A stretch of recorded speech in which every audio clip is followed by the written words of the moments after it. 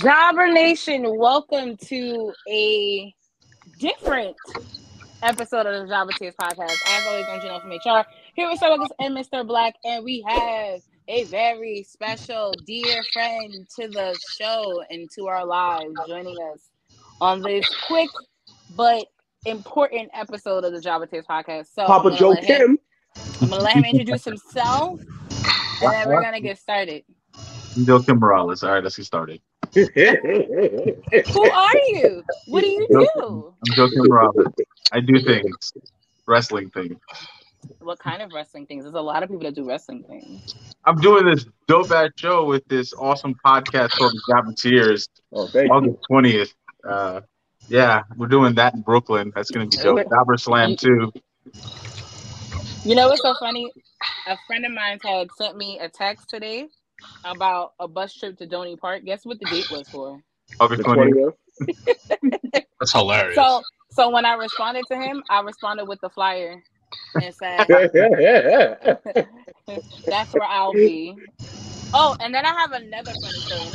Then we'll jump into what this week in wrestling because there's a lot going on. Yesterday, Mikey goes and tells him, he's like, "Oh, this girl we interviewed for Welcome to the Raw Zone." Shout out to Welcome to the Raw Zone. She's an artist, and she had hit them up and was like, "Oh, y'all gonna be at Jobberslam?" And Mikey was like, "What? How do you know about it?" So she goes and says, and shout out to those wrestling girls, she listens to them. Nice. And I was like, okay, that makes sense, because that's their audience. But yeah, and then I ended up seeing them at Raw too. It was so funny. We was in the same section. Well, they was a section over from us.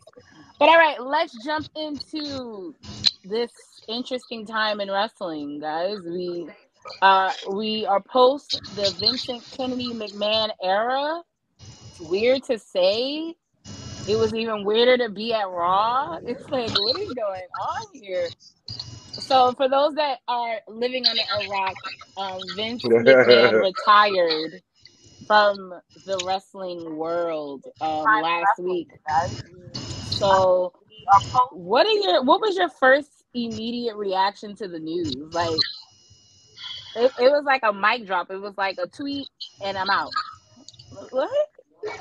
So what was your first reaction to Vince's retirement speech? So yeah, I know I do Complex Unsanctioned, right? Yes, sir.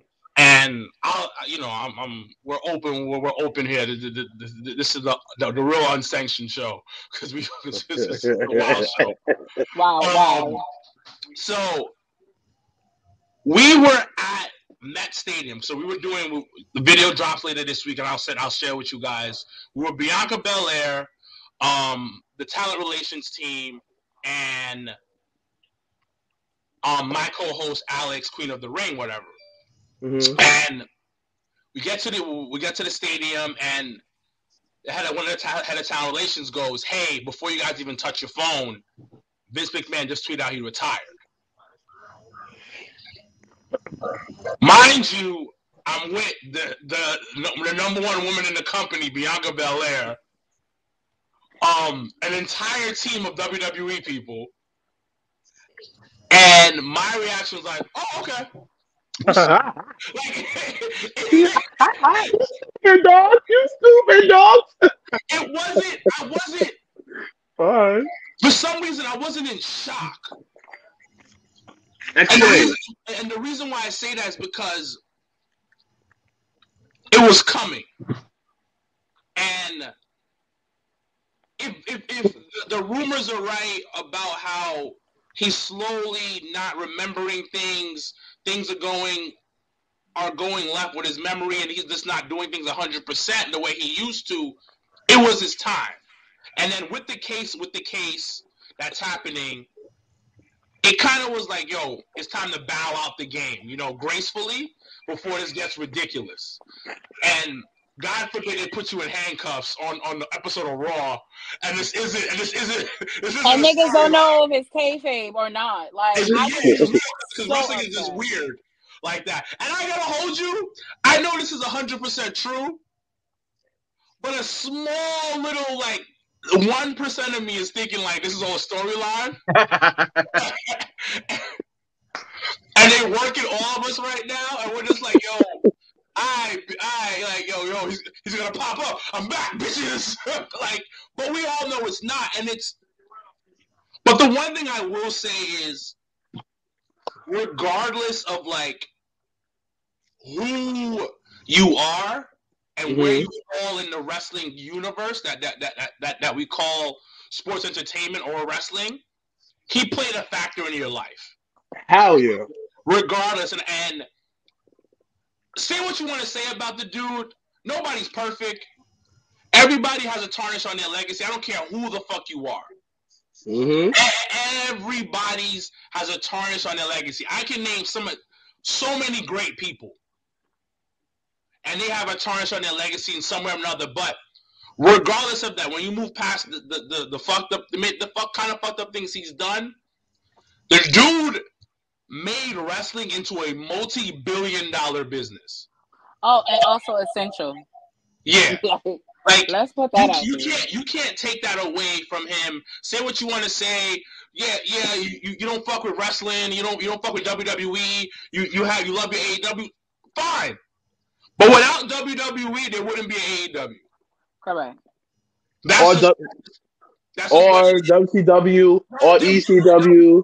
But it's Vince put his dick on the table a very long time ago with his dad and said, "I'm gonna make this shit pop." He almost lost his house for the business. He almost lost a lot. And I'll end the tangent on this. Regardless of what he's of you disliking sports entertainment, you can never say that Vince didn't have a passion for this business. But that's just my little take on the thing. What about you guys? Listen. When you think with your dick's gonna come back and bite you in your ass. And it's true though. If like I was saying here like, whoa. Like honestly, like more of a comedic side of it, like yo, like they said, yo, women's gonna be a downfall if you chase women. That's it. And this was his downfall. We kind of expected it was gonna happen, but we never knew when it's gonna happen. And the one thing that I have to say about Vince is he showed how niggas how to do this shit. Yes, he did kind of like broke the rules with the territory, but at the same time, when he bought out people, he gave him a nice ass check. He said, yo, listen, I'm buying you out. Here is $1 million. However, during that time that he fit, he gave them money.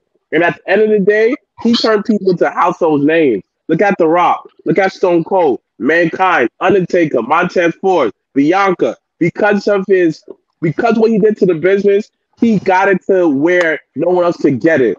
To his right now. WWE is Coke. WWE is Clorox. It's a staple. It's a brand name. And now, like Blue Magic.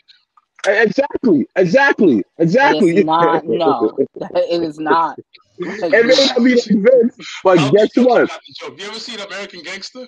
Of course. Yeah, that's how. Have you seen American Gangster? No, I haven't. So in the movie, Wait, you never seen American Gangster? So in the movie, he goes the character that Denzel plays. He goes, "This is a brand name. This is a brand name like Pepsi, like Coca-Cola. This is Blue Magic." He So said, that's why he said, "I guarantee." Now I gotta watch it.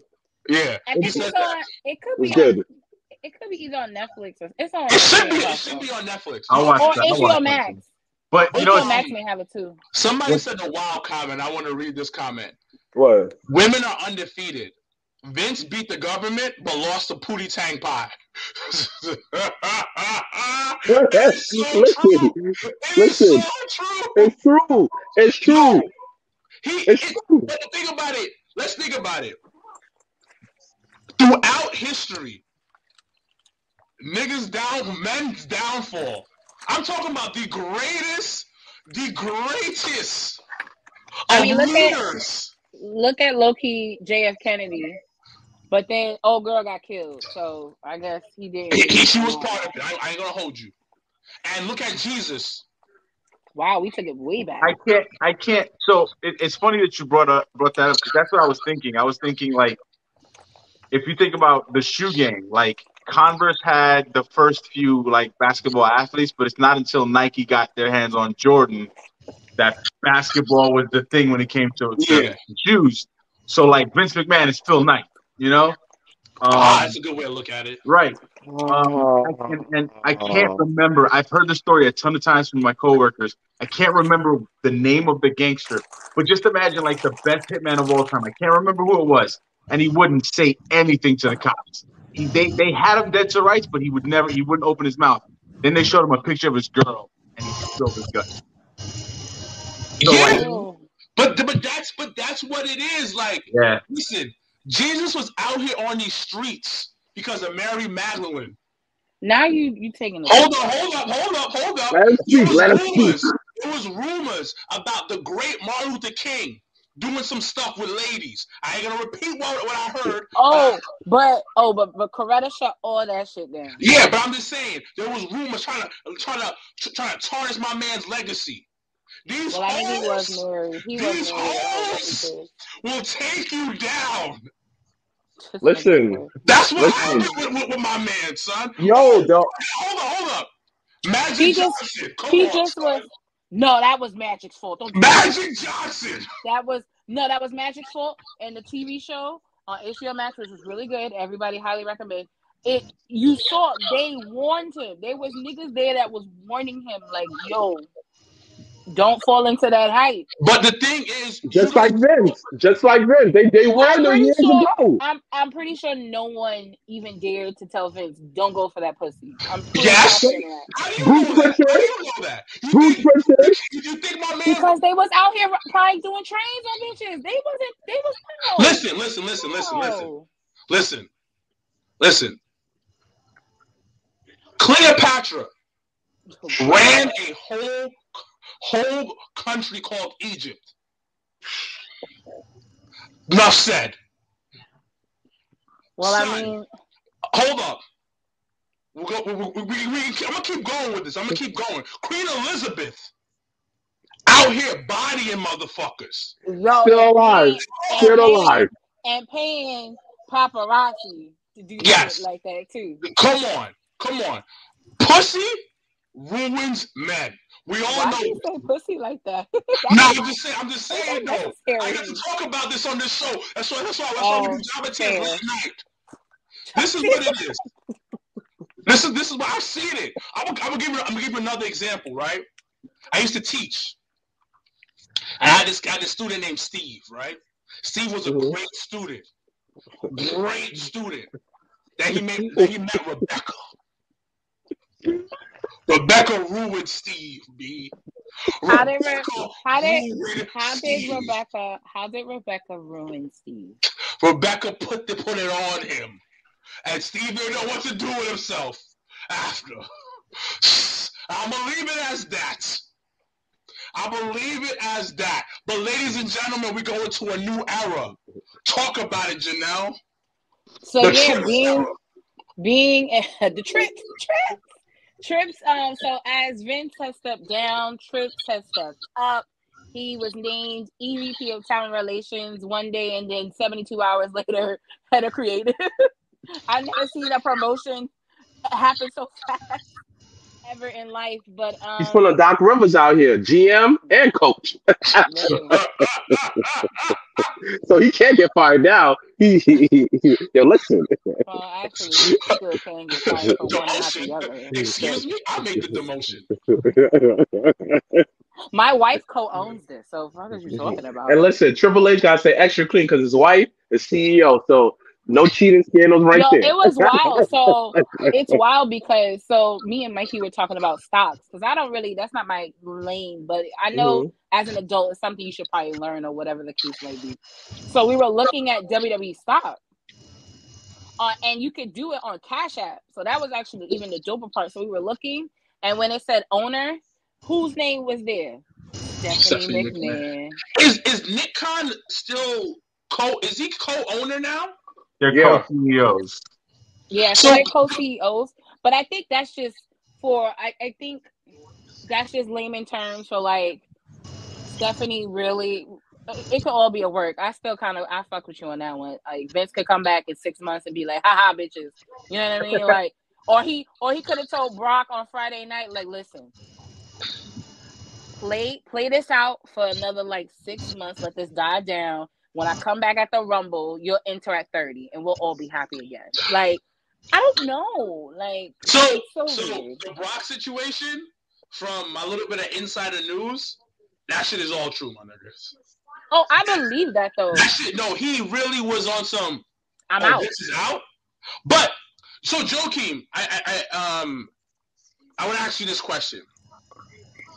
What was the feeling when you were assisting somebody, helping somebody with the company, and then becoming the full owner? What was that transition like for you, that pressure that was put on you? Because I feel that's kind of not exactly what Stephanie's going through, because she's been with the company her whole life for the most part. But on not to diminish what you've done, but on a smaller scale, local level. Local level, that's a good way to put it. How was that for you, moving from, second or third in charge to now I gotta run this shit. I gotta run this shit. Yeah, it's night and day. It's not the same. And I realized pretty quickly that I'd lose my mind if I was doing everything by myself, which is why Janelle is part of the team now. But no, it's man, night and day. It's two totally opposite things. When you're not responsible for everything, especially financially, you're not responsible for everything when it comes to like creative and booking decisions and managing talent. When you're just off to the side assisting, there is nowhere near as much pressure as it is. It's the best way to put it is like an aunt or an uncle. Like, yeah, those babies are family and you're responsible for them, but at the end of the day, you can pass it off back to the parents. You can't do that when you're the person in charge. Yeah. Like, it's yours. At all. It's yours. Like you have to account for everything. Even when you delegate, you still got to account for everything. And if the right people aren't helping or things aren't getting done the right way, or you constantly have to check in, it becomes a hassle. So like, that's why I tell Janelle, thank you all the time. Cause the thing she does, she handles so well. I don't have to backtrack on her. And that helps me when it comes to creative things. And that helps me with, booking and being able to, do what I do well. But yeah, I think that's the best way to put it. It's like, when you're assisting, you're an uncle. You're responsible for it. You have to look out for it. You got to provide for it, feed it, nurture it. But at the end of the day, you pass it back and you go live your life as not the parent. Yeah, I think I think people are underestimating this massive thing that like Steph has to do and Triple H has to do as well. Yes, somebody put in the chat, they said that Nick Khan is there for the corporate aspect of it. Steph is the face of the company though, but she still has to build these relationships and keep them intact. Which is another question I want to ask. All of us is, rumors are circulating that potentially certain people are very excited about Triple H in that position that he's at. They're saying even that he's gonna try to talk Sasha and Naomi coming back. What do you guys think about that? Go ahead. You want to go first? Yeah, it's fine. Because it's real quick. I think that a lot of it's important to have a certain morale in a locker room and backstage and when you deal with talent, because you want to feel like the door's open. You want to feel like, like somebody has your best interest at heart, because that's as, like on the front side of things, everything is face value, but behind the scenes, you want to feel heard and respected. And, there probably was a lot of, quite a few people that felt like they couldn't go up to Vince, or they couldn't say this, or they couldn't do that. Look, it took Naomi, I use her as the greatest example. It took her 3 years to even get anyone to look at the glow shit she started to do, and it popped off. And so it's a morale thing. I think it's a good thing that talent is excited, because if they're excited, then they're invested in what's going to happen next and how to improve the product. And it's a conversation where I think most talent probably didn't feel like they can have that conversation. But I think now with Triple H at the kind of head of the table now, in a sense. Oh, you're using some wrestling bars. Bars. I see you, Ma. First of all, I'm upset because these niggas on AEW try to do the same shit low key tonight, and that upset me. What do you mean? Jericho Appreciation Society came out and was like on some like appreciate us, like appreciate me, and it was just like what? But anyway, wrestling's recycled, you know. It is, but it's just like really that's lazy booking. If it ain't nothing. But no, I think a lot of them from the NXT era can attest to the relationship they had with Triple H and how he's kind of like pushed them and helped them. Like he made it every time somebody was champion, he made it his duty to take a picture with them. And I think something as small as that shows a lot of how personable and how in touch he is with the talent. Because Bobby became Kofi Mania happened. You ain't see Vince fucking take a picture with Kofi Kingston. I did. So at the end of the day, I think change is good, and I think in wrestling, especially, this is probably the best time to do it. But then again, like you said something like Triple H always take a picture with the talent, but that's how Vince was in the beginning too. Like you forget, Vince was super hands-on. He used to chill with the boy, get drunk with them, and then after a while, it just got distant. So, but was that when everybody knew he was owner, like out like fans, or was that like when he was just you're right, commentary or talent? Because that shift from when he was just commentary, everybody looked at him as probably one of the boys, and even like as a fan, you were just like, oh, Vince McMahon is on TV. But when that line crossed, and when him and Brett got into it, and then he had to come out and say like he was the owner of the company, that probably was not happening at all. Yeah, that is true. That's a little bit different, but like I also feel like with Triple H being in charge, and yes, because I feel Triple H is more. I think this is Triple H and Vince McMahon is. Triple H is more emotionally intelligent than Vince. He understands how to deal with the people now. He understands that the concept of me taking a picture with Bianca, how important is that to her confidence. Me taking a picture with Tommaso Ciampa is important because other owners won't hesitate to put someone like Tommaso Ciampa or Johnny Wrestling at forefront of the company and put someone behind there. Triple H running WWE, I feel AEW got to step up because their cash line is no more we'll turn to WWE. It has to be we're our own entity. Because now WWE, Saturday, you're gonna see Triple H impact onto the company. You're gonna see a lot of diverse champions. You're gonna see more creative matches coming out. And him being TV 14, what he did with TV PG. Wow. Imagine with 14 with Lesser Than Reign. And not even the Stockport is excited for Triple H being in charge. This is definitely, to me, definitely a new era of wrestling. Because now, from Impact to the local promotion, everybody got to be on top. Because on top of that is now, you're going to see a William Regal popping up in a little bit more places. You're going to see WWE popping up in a little more places. Now, it might get Impact, other wrestlers get off their asses like, dang, if WWE is out there, we got to be out there too. So personally, this is great for wrestling as an entirety because there's going to be so much money flowing through. Now, the guy who may look at it like he's at the crib like, dang, now Triple H in charge. Now I want to go to wrestling practice. Now I want to go to wrestling school because I have a chance now. So this is going to be, mark my words, this is going to be a real second wrestling boom on a more on a high level because of Triple H in charge. So I'm excited. Excited. What do you think, Joakim? Yeah, the owner. Yeah, hell yeah, dog. I think so. I'm going to show my age a bit. Do y'all remember the attempt to get a new generation in with WWF? When Vince tried to back off the Hulk Hogan-like figures, the overly muscle, overly big, big stature, bigger than life guys, and tried to make the company work around workers like HBK and Bret Hart. Yeah. That's what's going to happen now. I think going forward, the E is going to be more focused on the workers that actually can go.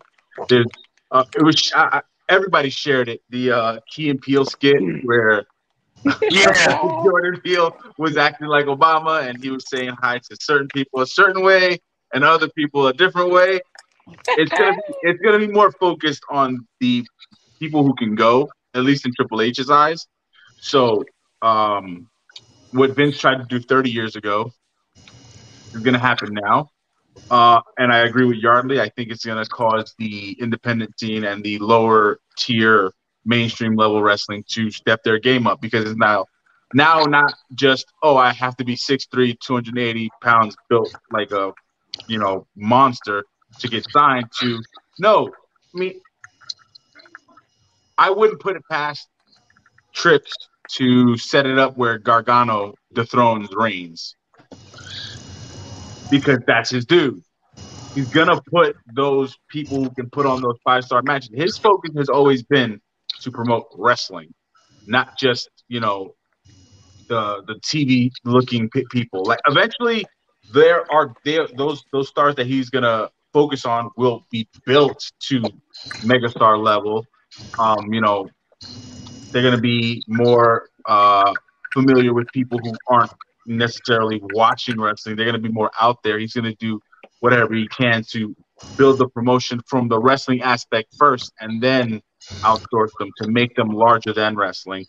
I think it's going to be a really good turn. I think creative is going to be better. It was kind of one of those things where it's a perfect storm of bad things, but it'll end up in a positive way. So, like Vince being forced to retire because of everything that's going on. Them having to put Triple H in charge of creative and put Stephanie McMahon as the face of the company, it's going to lead to a positive effect, but it's just it stemmed from a negative situation. But I feel like that's always the case, and just not even in wrestling, just in general. Like, you get you get in a situation where it's bad and it's terrible, but then there's a light at the end of the tunnel, and everything kind of flips and becomes this beautiful garden. So it's never really been like that, though, for the E. Like, once they got rid of WCW, they've been sailing. They've been sailing with no real competition or no real turbulence. Like, they've been flying with no real turbulence. And it took them. Turbulence was some pussy. Wow. It took, the company getting messed up within itself for the turbulence to come to hopefully create a better product. And he's the top dog, especially in America, most likely the world, depends on where you're from.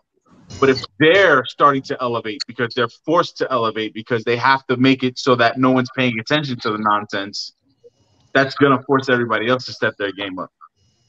So I think I'm the only one that's a little hesitant about this whole change. What are you hesitant about it? Hell yeah, talk to us, big dog. So one of the things is that, let's not forget, AEW did go head-to-head with NXT. And AEW kind of, for the most part, won that ratings war, whatever you want to say for that. Yes, they did. Regardless of the numbers, don't lie on that one. Now, there has to be a balance. Because remember, we always talk about, and when it comes to wrestling, you want some form of realism. Yes, this is a predetermined sport. You're some may say fake fighting. I don't believe in that, but you're actually fighting. But you have to make it look somewhat realistic, and you want to keep that. And the wrestling stuff is stuff that we wanna enjoy and love.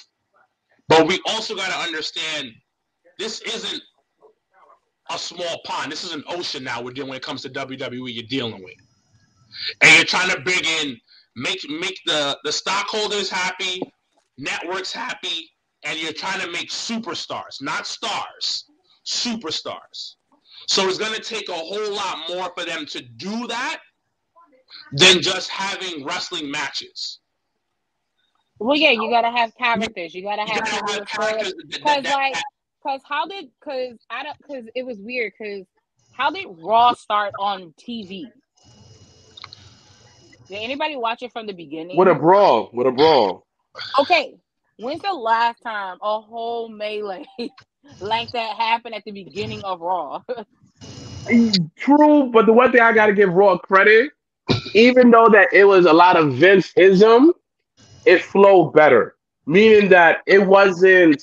There was a It lot of wasn't little all things. I over the think place. it was like the key thing that they did. It was Rey Mysterio 20th anniversary, right? In the beginning, you saw Ray coming in, like you showed the flex he had. You showed him with his family. You showed him an in-ring promo, him having a match. And at the very end, he saw him fighting it out, getting dragged by the Judgment Day. Little stuff. I noticed that Triple H was doing that in NXT. It's the little stuff he been doing that makes it flow a lot better. And Raw was better. It was the same shit, but it flowed better. I didn't feel like, dang, I want to go to sleep now. It was like, okay, this feels nice. The match was longer. Everything just flowed a lot better compared when Vince was there on hands on. So he's doing something right. There's potential. There's potential there because at the end of the day, I will always say this. I remember watching Triple H's documentary years ago, and it was like he was talking about how he felt when he started. I think it was after. I forgot what it was after, but he basically said, "Wrestling is all I know. This is my life." It's the same thing actually Daniel Bryan said on Total Bellas. Yeah, Actually. this is all I know. This is my life. So I will always say this: he has that passion and that love for the business, so he's gonna want the best for it. I agree. So the potential for it to be great is there, but I also want people to also understand that this is gonna take a while. Yeah, it's not an overnight You also success. gotta mesh our love of wrestling fans for wrestling matches, but also that entertainment side to still bring in that new crowd that wants to watch it. There got to be that balance. But so I understand your apprehension, but let's take a step back and look. How many guys and girls have they built that have actual crossover appeal? Sasha, Roman, over the past 10 years, obviously, you're talking about, right? That's two, right? So that's two over. I would say, I mean, yeah. I guess. Bianca. 3.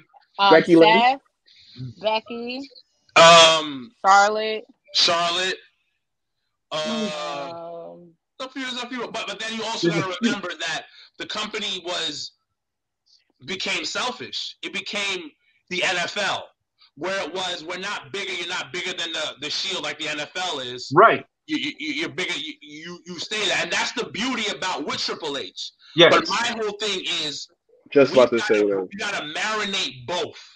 Right. Wrestling and becoming that superstar thing, because this is a whole bigger project that he has going on. That's the only thing I'm saying. I'm not saying he's not going to be able to do it, but I'm just seeing and waiting. But now, with the point I'm trying to get you, so like when you talk about those names that have crossover appeal, it's because they cross over into things they like, right? Yeah. You don't think with the boys and girls being happier with their working situation that they'll be, and Triple H understands that in order for you to have crossover appeal, you got to let these people do the things they like. You don't think that can happen more? Yeah. So well, I think from when they had decided to change the third party rule that they had in place, then that was, I think, the catalyst for people to do things. Yeah. So I'm my thought process is, and the way I run my locker room is, if the roster's happy, they're going to do what you ask of them because you're allowing them to do what they want. Yeah. So you're going to start seeing more crossover stuff. And not just on their own. You're going to see the company start to initiate and help and assist with those kind of things. So you can see things, manifest larger than just what, we say, oh, it's okay for you to do that.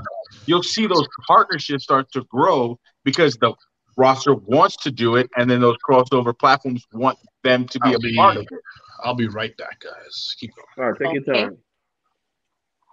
So yeah. So okay. I guess we can move along from Vince once again. Vince, thank you. We love you. I don't care what everyone else says. So this But wait, wait, wait, wait, wait, weekend, wait, Bob. what? I sort of put a bow into it. I feel when Vince was there, the marriage between sports entertainment and wrestling got a divorce because I don't care about a lot of the wrestlers no more. Meaning that I don't care about who loses or wins no more because they don't really tell a story in the matches how they did before. For example, I always talk about this. Booker T versus Edge. You Oh, love wanted Booker T. them, Love you Booker T. wanted whoever you rooted for to get that shampoo commercial because you want them to get the extra bag.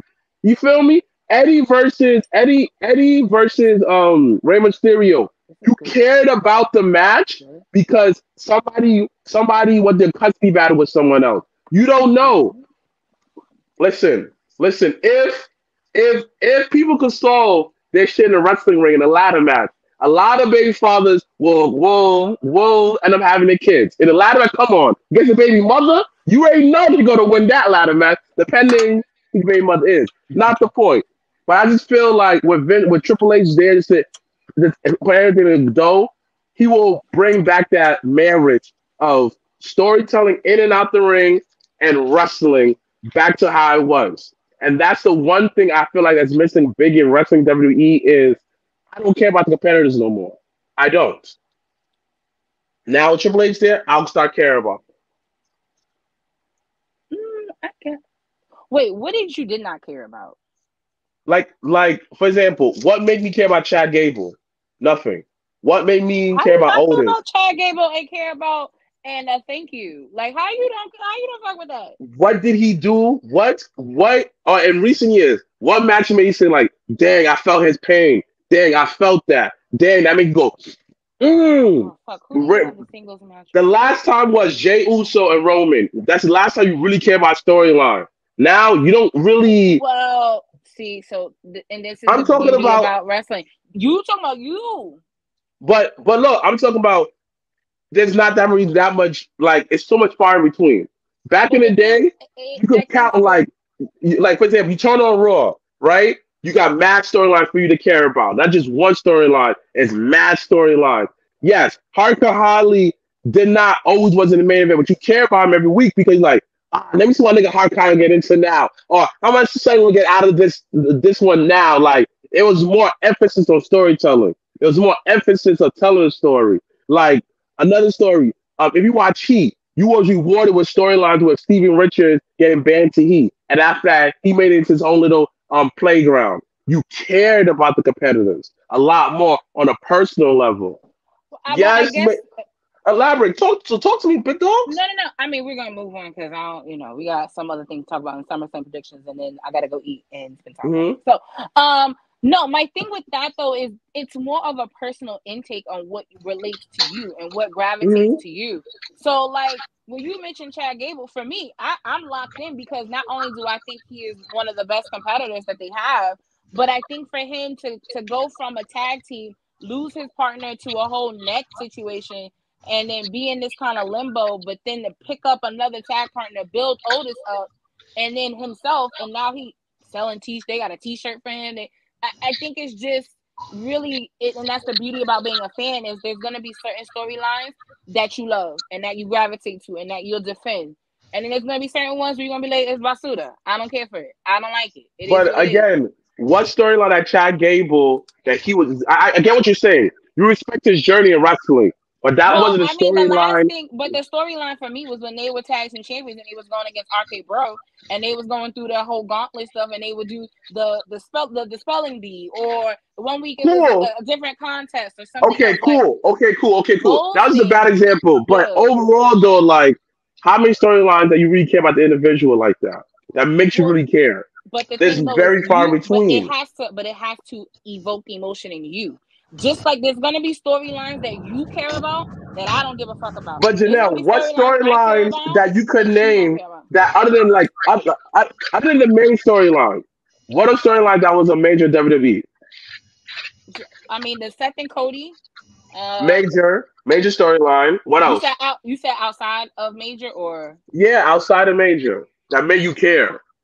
Well, actually, all the stuff I actually care about is actually on NXT 2.0, so actually it's probably a bad example. We don't Because count on that. We don't count there, that. because on Mad there, they storyline. I really care about they them. build on Yeah. story. Okay, I that's what I'm understand what you're saying. saying, Yeah. but the thing though is you have people that if I talk about NXT 2.0, they're gonna be like, I don't fuck with that. But that's what I mean by it's always gonna be certain things that evoke emotion in people that either they're gonna fuck with it or they're not gonna fuck with it.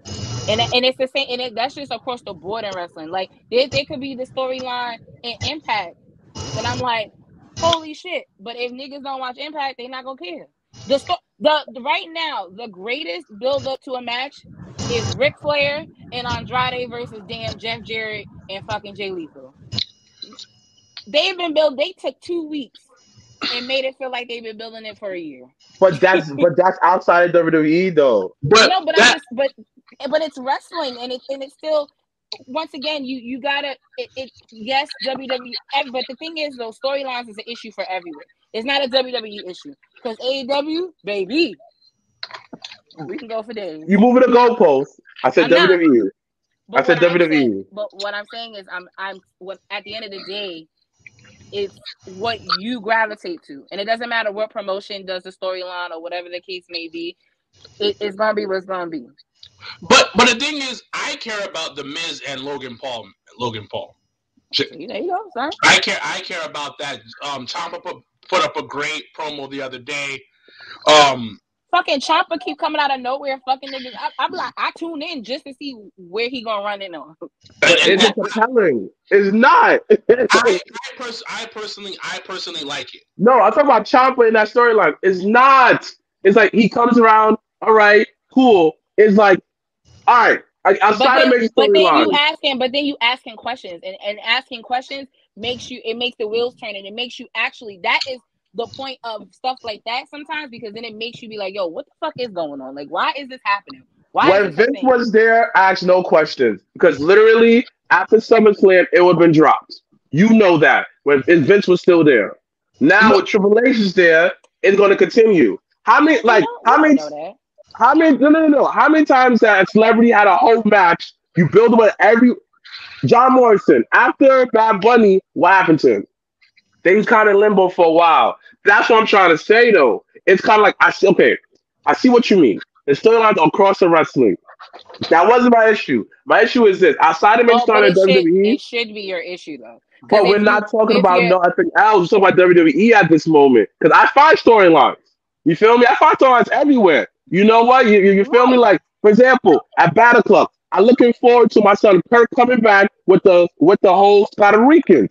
I'm looking forward for that storyline. You feel me? I'm looking forward to, Jobbertears South versus Prolific Part 2. I wonder what Mrblacc gonna do in this match. And I wonder why. Oh wow, we just spoke him into a whole existence. What's up, Dave? Scott Wilkins. Like, you feel me, Janelle? Like, I agree with you. No, I agree with you. I understand what you're saying. But I just don't want you. But my thing is, everybody's gonna find a storyline when they want to see it, and that's the thing. And it doesn't matter if it's WWE, it doesn't matter if it's Impact, MLW, AEW. You're gonna find and look for the storyline that interests you, and it could, once again, that's what I said. What interests you may not interest me, and that's the beauty in wrestling. We don't always have to. I see what you're trying to say. The same shit. I'm trying to say. You're trying to say the bigger picture. I got you. Because the shit you may be excited about, as excited as you are, when you tell me, that may make me tune in. And that's the whole point. Is like, whatever triggers me. It go back to us. Go back to us. Yeah. So, but the thing is, my favorite storyline is Roman Reigns and Brock Lesnar. Okay. That shit is him. Listen. They brought that shit up. They've been building it since fucking Seth fucking cashing. How do you do that? Well, the thing is, we still have gladiators fighting each other. That's the thing. They're big ticket people, and but this is the last time, so soak it in. but it's money. It's money, and it's a big deal. It's a big deal. That's what it is. You talk about, all right, so we might as well get into, what were your thoughts, real quick? I don't know if y'all have watched the ROH pay-per-view, but I sure enough paid $39.99 for that. But really, I wanted to see Briscoes and FTR low key. But but first, shout outs to Willow Nightingale for fucking killing it on their pre-show. So proud of her. And that's that. But what were your thoughts on the Jonathan Gresham saga? Joakim, ask that question, Joakim. Ask him first. Man,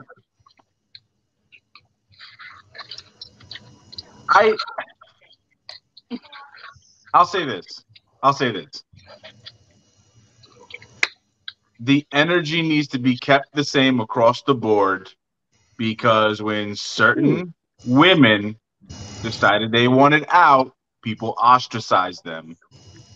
But when fellas do it, especially when they lack pigmentation, doesn't seem to be a problem.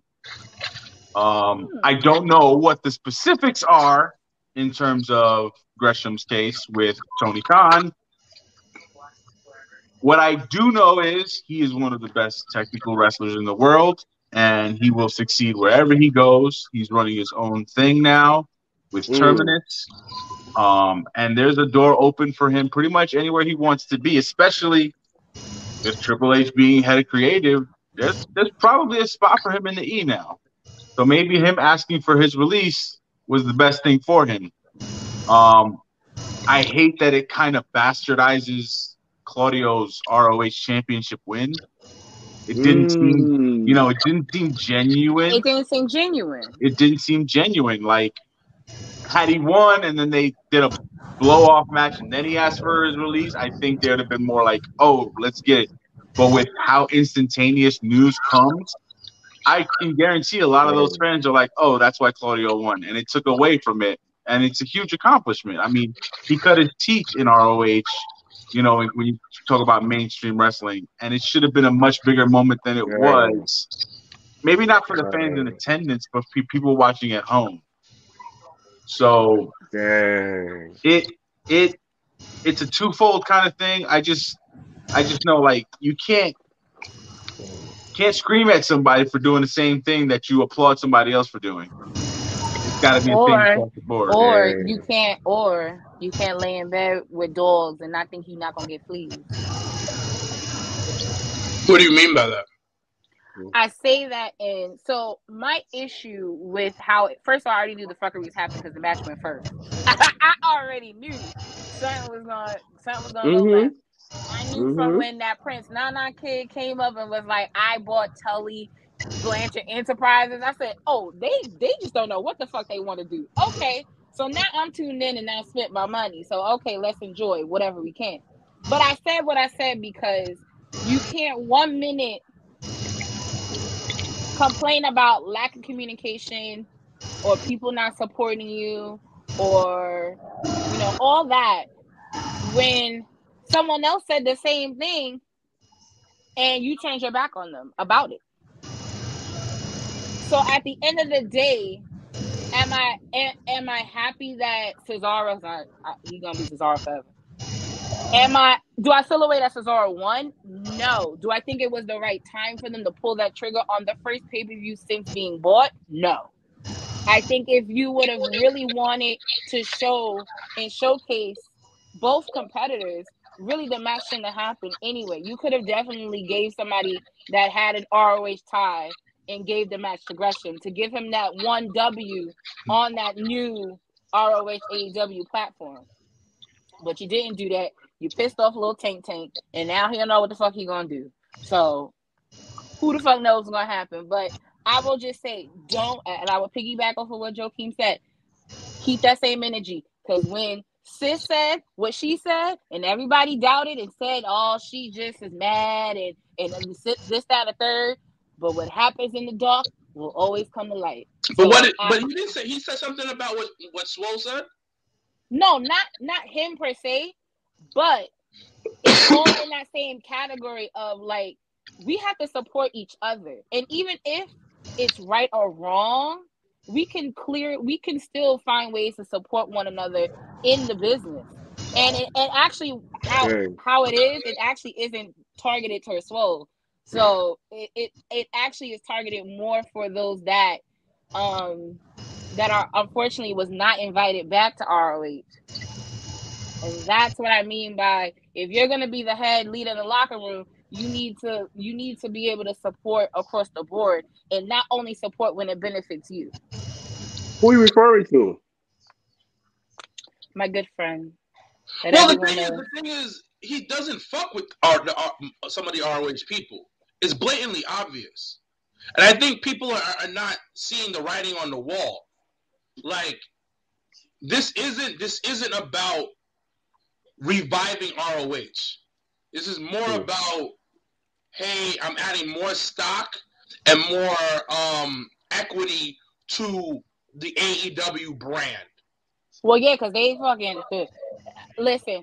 You can't 1 minute when you purchase it be like, I want ROH to be its own entity, its own thing, and then the whole pay-per-view you just cheap plugging AEW shit. Like, I'm just like, can it have its own thing? It's not going to. It's not going to, because the thing is. Well, then don't sell me that pipe dream. Just like you try to sell me diversity in your company. Don't do it. But the thing is, it's not. That's not the whole point of it. And everybody's gonna say that. Everybody's gonna say it's a hate and no.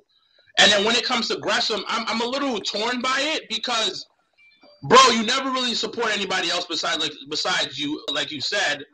But at the same time, I get Tony Khan. If you come in my office, you curse me out. But the thing though is the curse out warranted or not? Right. Regardless, it's business. Nah, but regardless, it's business. But if you don't communicate to me, and then I find out when you get that 5 minute, and then the ref tell you, well, you're gonna have to take this job. You telling me you're not gonna cut somebody out? No, it's the business. You find out sometimes 5 minutes before your match, you're gonna lose. But okay. I agree with my brother talking about, because you can't control what news you get from people. You can't. You can only control how you react to certain things. And how do you know that if Triple H want to sign him off of that, like, yo, what I'm hearing something about you, son, you rub people the wrong way. You don't know who else is around that also fuck with WWE, impact to other people. That put a bad stain on you. You cursing out people, cursing out owners and all of that. So I see what Janelle means. You standing up for yourself. But I see what my brother means when he's saying that there's ways to get your message across without having to curse out nobody. Because good point, y'all. You're pissed off about it. Take the L and then get your release. But you're making him look bad. You're making yourself look bad when you can just make only Tony Khan look bad in this situation. Because Tony can make himself look bad without any help for that. Yeah, but the thing about it, nobody cares. Nobody cares, because all he had to do was take the L, roll the fuck over, go out the ring, and then ask for his release, and he's gone. But nobody cares, and you want to know why? Because Cesaro won. That's why no one cares. That's why no one is being like, oh, Gresham, oh. Well, nobody likes Gresham. No, everybody is like. Nobody likes Gresham like that. And everybody keeps acting like, let's just be honest with each other. Nobody fucks with Gresham like that. And people keep acting like they love him because he's a technical master. Most people don't even fucking fuck with his matches. That's why. So, Joakim, let me ask you a question. You know, you as an owner, right? Have you ever been in a situation as Tony Khan with Gresham? Something similar, this, that, or third? Tell me, no names, of course. Tell me how you reacted back. Oh, no. I want nobody. Like, tell us, audience, a situation that you handled it bad, a situation where you handled it good. Because I think it's a learning thing for everyone in the situation.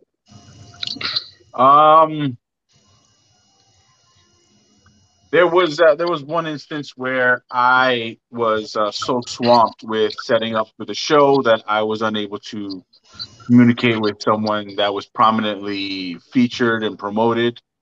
And when they got to the venue, they had pulled me aside so we could have a conversation. They were hot. Words were exchanged, but I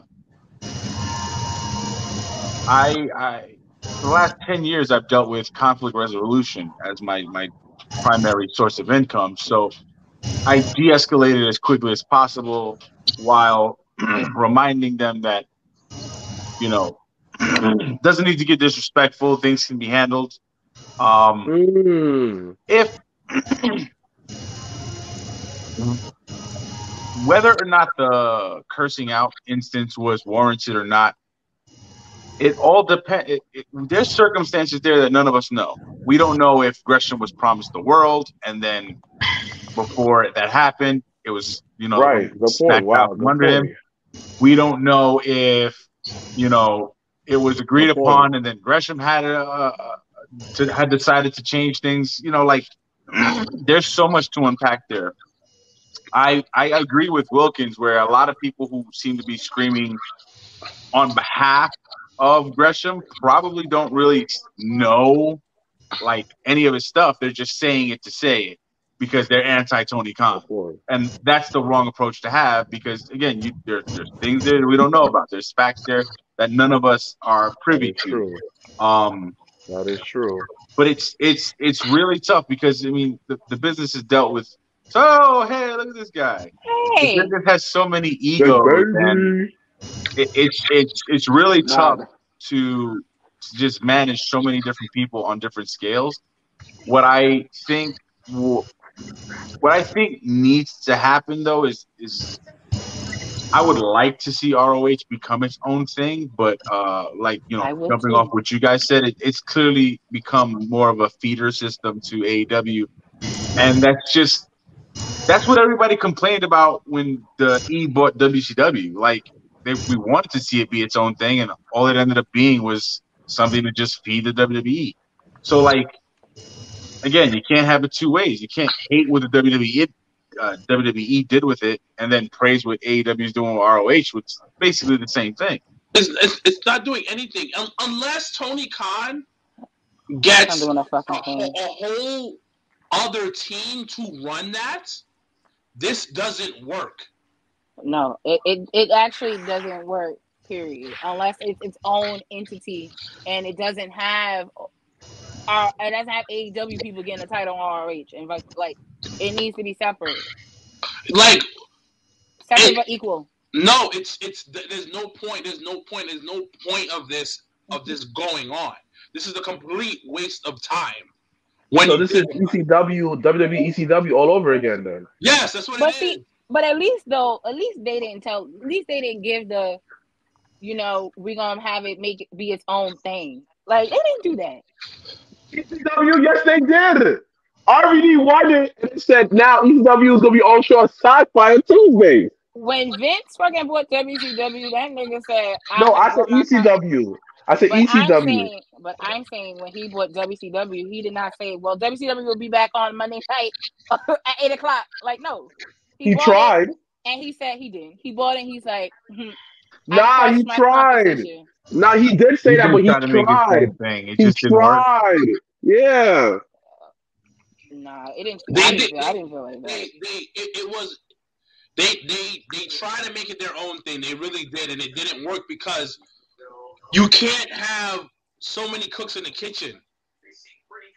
There's way too many cooks in the kitchen when it comes to that. Like, you have 20 people trying to run one show when it should be separate, and that's the problem. That's the problem with ROH. Like, it's the same people running the first show. Yeah, so it's Tony Khan. That's one person. Yeah. One person. And that's not how it should be. Hey, all right, we're going to bring ROH back. Let's hire a team that's going to run ROH.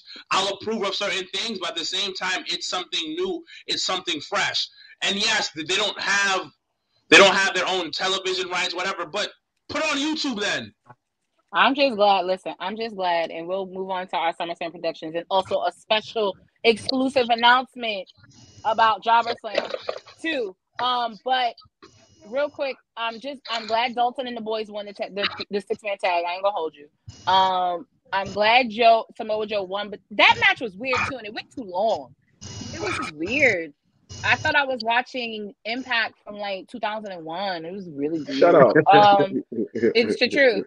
Of course, FTR and Briscoes, I think, once again, showed, there's beauty in wrestling and psychology in wrestling. And I think they definitely did that doing the 2 out of 3 falls.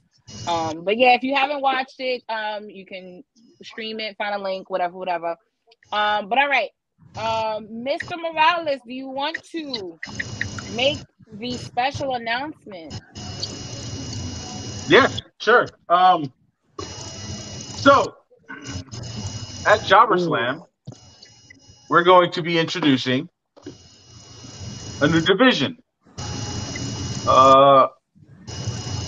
Cruiserweight division, a Nemesis division, in association with Danny Nemesis. And Danny was gracious enough to right his wrongs with his violation of the Fallout Shelter, and he created this masterpiece. Ooh, but that is the Battle Club Pro Battleweight Championship for all competitors, regardless of genders, 200 pounds and under. And we're going to crown the first ever Battleweight champion at Jobberslam in a survival of the fittest match. Ooh. Nice. All right, so you guys heard it first. Battle Club Pro is going into the Cruiserweight division, and we have a new title that, once again, as Joakim Morales announced, that we will crown a new Battleweight champion at Jobberslam 2. So, I feel like millions competitors that'll be in the match. I'm dramatic, but beautiful. Good luck to it. Is actually a very nice. It is. I'm actually a little Joe. Our fantasy league belt should have been like that, but I won't say nothing blue. Okay. But once again, Jobberslam 2, August 20th. Make sure tickets are on sale right now. We have half of front row sold. So make sure if you want to be the closest to the action, make sure to purchase some tickets as soon as possible. But all right, let's talk about SummerSlam real quick. Okay. Nashville, Tennessee, they've already begun to invade. Those that'll be out there this weekend, be safe, be good. But Nashville is so much fun. So we'll have, they announced today that Matt Riddle is injured and won't be competing at SummerSlam. So Seth Rollins won't be at SummerSlam. I'm just gonna let that be what that's gonna be. But let's talk about the matches. We have, for the SmackDown Women's title, we got Liv Morgan versus Ronda Rousey. And that was another thing. Y'all didn't see the Ronda Rousey thing on TV for Raw. Yo, there was I heard what happened. It was a whole segment done, and I thought it was on TV. But I had to sit through Ronda ass, and y'all didn't. I was upset. I said, come on. Ronda's winning. No. You think Ronda's winning? Yeah. Wow. I don't think so. The only way Ronda loses is if it's somebody helps Liv. But why? Okay. Your opinion. Why do you think Ronda's winning? Because I think we all agree she's losing. Because Ronda Rousey. Well, he's going to be the odd man out on that one. I want Liv I think to Liv soar. retains. I think it's too soon to take it off of her. And again, I think going forward, we're going to see like a revolution of the worker, the person that can hold their own in matches without having to be an outside star. So I don't know. I don't see Liv losing the title. I don't either, and I don't want it to happen. Yeah. With like Trips here now if Vince was here, I go, yeah, I'll agree with you. But with Trips, nah, it's too early. It's too early, and like he don't want to he want to keep a good what I'm looking for. Oh shit, what's that word? Where you keep good faith with the crowd. Yeah, you want to keep good faith, and you don't want to do this so early. Yeah, so unless Ronda turns heel, that's the only way I see her winning. Like she do some real heel shit.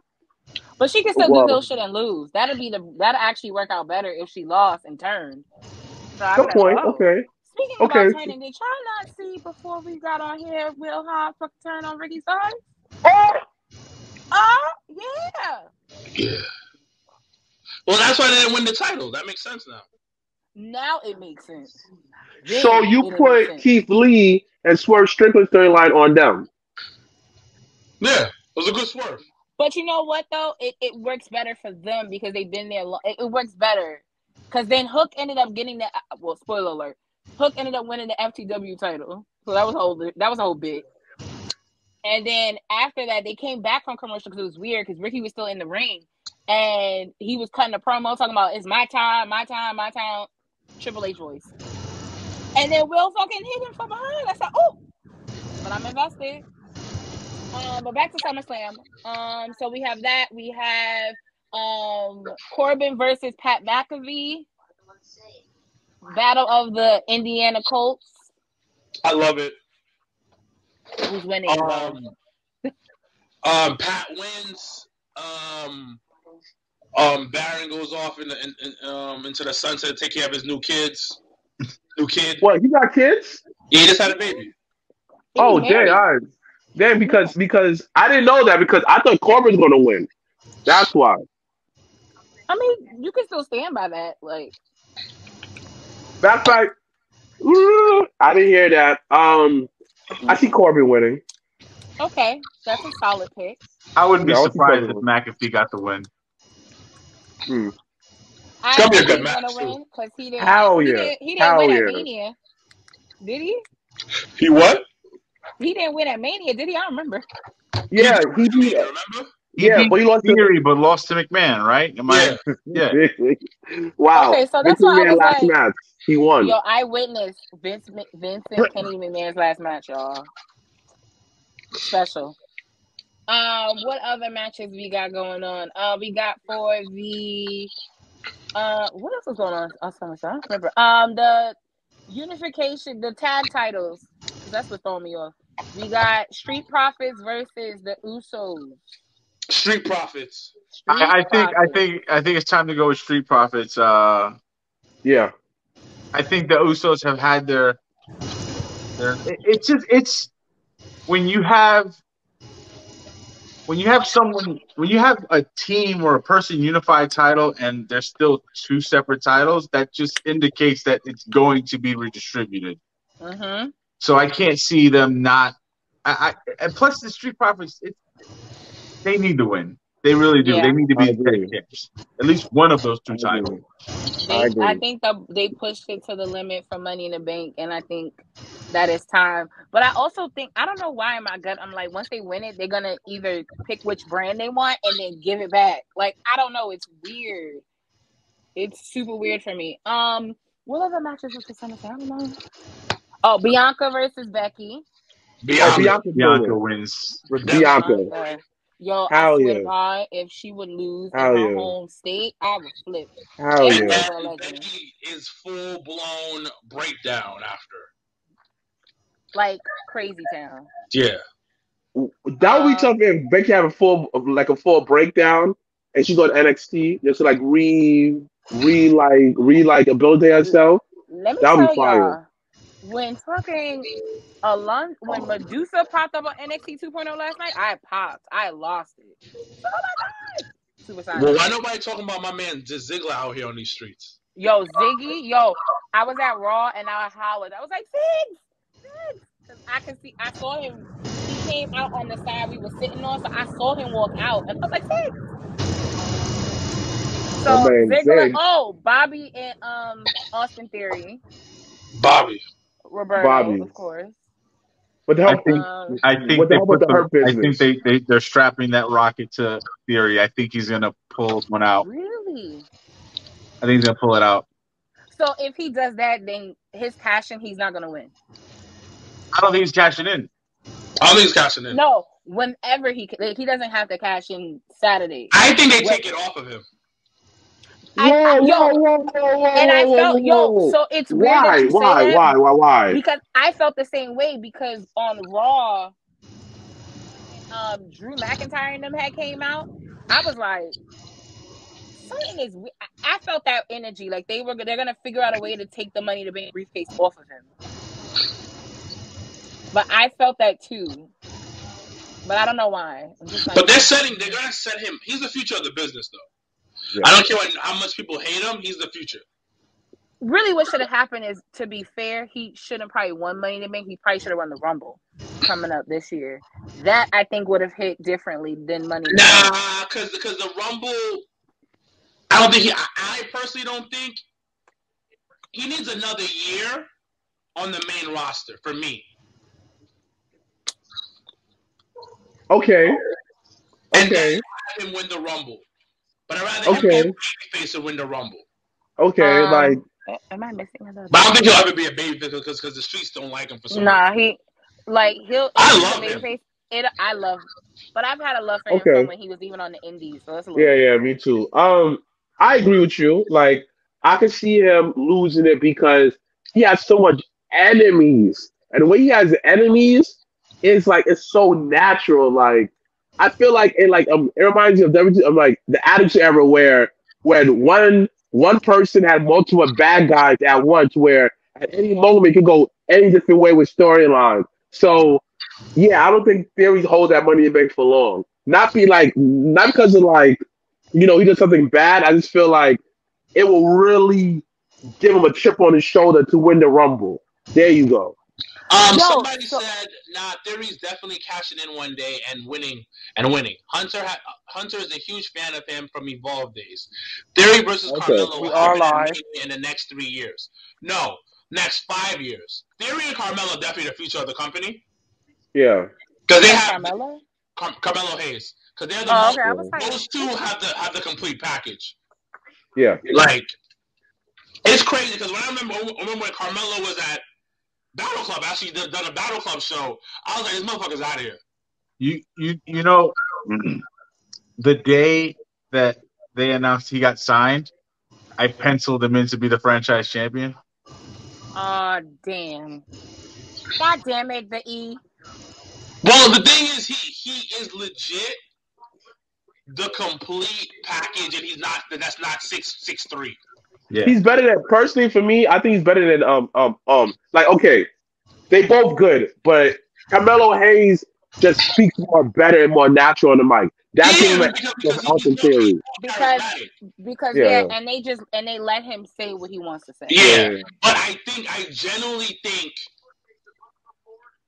like, if I were to pick 5 people that would be the future of the E, it would be, men-wise, it would be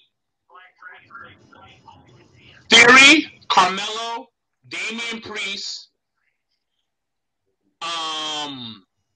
What's that do with the British accent? With the that's on Which one? There's a lot of them. That's on NXT 2.0. There's a lot of them. The one that wears the glasses. He fought AJ Styles. Oh fuck, what's his name? He's annoying, but I know who you're talking about. Him, and who else would it be? And I know a lot of people don't like him. I think Dominic is that guy. I'm surprised you didn't go with Montez Ford because I think in under 5 years he'll be a single superstar.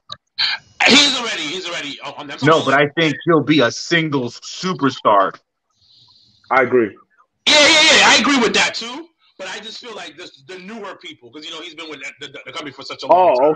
Okay. We're more of a newer type of thing. But those are like the face of the company, future wise. Like Priest is on another level right now. Yo, they low key been planting them seeds for him, like, and it shows every time he's on TV. Like, it's weird. And Omos is about to get a great Khali run one day. This Omos, my man is going to be to the top. Okay. You can't teach height, so fuck it. Whatever. Man, what if they brought him back? How would that be? Baby chest? I'll be excited. Not baby test. I ain't talking about that one. No, I'm talking about Great Khali. I'm talking about Izzo. Oh, I think that Big Cats, aka Baby Test. No. Oh, I was excited. All right. Yeah, I know you was excited. I guess I can't think of any other matches besides Brock Lesnar versus Roman Reigns. Roman.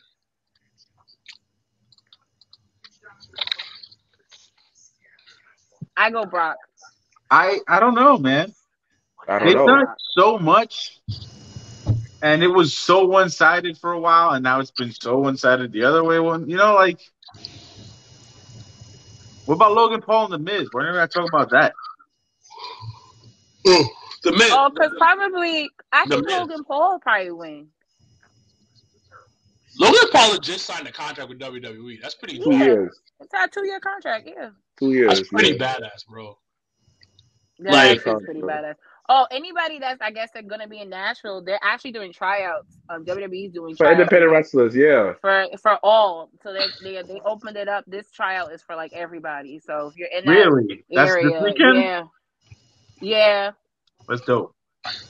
Well, it's they're still trying to make sure they have a farming system going, man. Like, and a couple of people, independent people, got picked up for the last tryout that they did. Like not that many.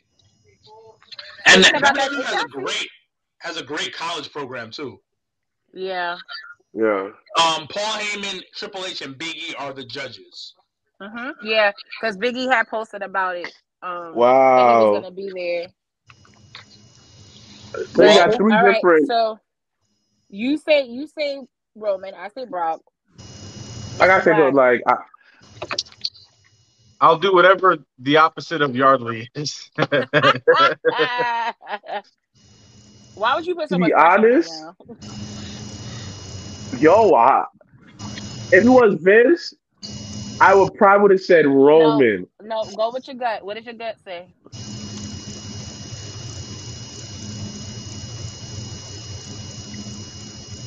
Does your gut not speak to you? What's going on here? I think that the bloodline goes down that night. Everyone lose their title. I think it's time. Everyone lose their title. That's why I said Brock. Yeah, I think that today's the night to lose their title. Or because I'm not gonna hold you. I would rather Brock's like demolish Drew McIntyre in fucking UK. How would you feel if we had some shenanigans like Theory cashes in at the Rumble, or Theory cashes in after the Rumble, Roman wins it, and then like Roman ends up just jumping Theory the same night. He's like, I'm gonna use my title shot right now. Forget WrestleMania. Like they do this whole roundabout thing to put it back on Roman. I could see Brock going up. I could. I don't know why. I could see him going up. Yeah. Because then, well, like I said, they don't need a title to do Roman versus Rock. They don't. They don't. So that's why, and even more of a reason why I think the title's going to come off of him. Because then now, if the title's off him, then they can really focus on building that for WrestleMania. Yeah. Would you guys buy a Ciampa or Gargano or Balor versus Brock WrestleMania match? No. Maybe Ciampa. Ciampa's the only one. Maybe Ciampa. Yeah. Because Finn already did it and failed, so I don't think I want to. Yeah, but I'm trying to think. With Triple H as head of creative, I can see the David versus Goliath, Worker versus Monster match. Oh, if he does that, then yeah, it's gonna be Gargano. Nah, I'm good. But yeah, I'm good on that. You know? I love Gargano though. He does. I don't. I love Gargano. But it is what it is. If the storyline plays out, they sell me the fucking match. Listen. I'm sold on this Ric Flair last match. I kid y'all not. I'm sold too. I'm sold too. I will be purchasing. But do you really believe it's the last one? Because the last one was the last one until it wasn't the last one. So here's where the fuckery happened. I was like, he already had his retirement match. Yeah, from WWE. Oh, okay. And then when he went to Impact right after that, he was still wrestling. So did he really retire? No. He retired from WWE. He will live and breathe and die in that ring. Like he retired from WWE. But actually, outside of even the Ric Flair match, that card is low key stacked. Like they got it's very Fatu versus Josh Alexander. They got Killer Cross versus Davey Boy's boy. They got like AAA. You got a few people from AAA doing a match. I think Penta is on it or some shit. Yeah, it's a triple threat he's in. Yeah, so the card itself is pretty dope. So I'm excited, and I'm kind of mad that I can't go. But then they also have the roast of Ric Flair on Friday night. So I think I'm gonna buy that too because that's funny as hell. And Wait a minute. They should have did the roast when he got into the Hall of Fame. To be honest, but Vince wasn't having it. Right. But other than that, any last words before we do depart from each other? We'll be at Legends Saturday night. Before Legends, if you're in the tri-state area, there are a few shows going on. Shout out to Anthony Cole and BCW doing their 5-year anniversary show out in Jersey. I believe Bell is at 3. So Bell's at 3. It's right before SummerSlam. Also, too, HOG's having their student showcase. I believe tickets are like $20, so you can go support the kids at HOG. What other something else is running this weekend? I can't remember, but the 19th Black Girl Magic. But other than that, August 19th, Black Excellence Weekend is happening, y'all. August 19th and 20th. So 19th, we have Black Girl Magic. Shout outs to Taylor and everybody that has helped, as well as Joakim has helped her put on Black Girl Magic 2. Where the main event will be Karen Bam Bam versus Trish Adora. So really excited about that. And then the next day, we will be back. Brooklyn, New York, Jobberslam 2, main event, Swole versus Mia. We got Prolific versus Jobbertears South, round 2. I don't know how much, if you only knew the shenanigans that Marcus Marquis had this morning, and I had to pump his little brakes. Okay, but the boys on both sides are really excited to really show everybody who represents Jobbertears podcast the best. I love it. Fuck Prolific, by the way. Really aggressive. But once again, as we get closer, more matches will be announced. Make sure to tune in. If you are, once again, tickets are on sale now, so make sure to support. Thank you to my partner on my ownership cap, Joakim Morales. Thank you so much for joining us on this late night edition of the Jobbertears podcast. So yes, guys, we will not be recording tomorrow, so do not look for us. But look for us next week. We'll be back regular time, regular place, not in my house. Yep. But as always, I'm going to make sure I hear with Sir Wilkins and Mrblacc. # Black Excellence. We got the hands in motion. If you go with rolling, no need to focus. Traveling states and over oceans, you gotta wait till your coast chosen. Trying to have lines outside the show like Harry Potter releases at Barnes and Noble.